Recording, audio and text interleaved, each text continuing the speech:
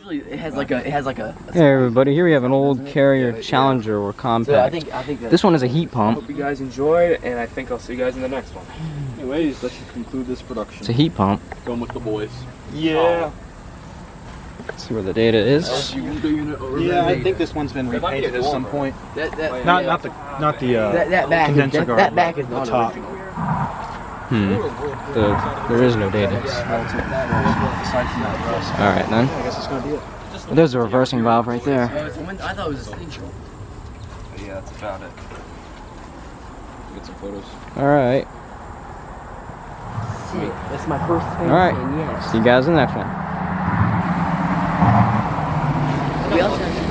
On the other side of the building is this old Whirlpool window unit. I don't think I've seen one that big. They have to be 18,000 BTUs plus. It's 24, okay? But it's on hot. It's water. It's good. It says it's one from the 80s. We don't know if this is branded. This could be a Canon or a Whirlpool, Bullerator. Alright.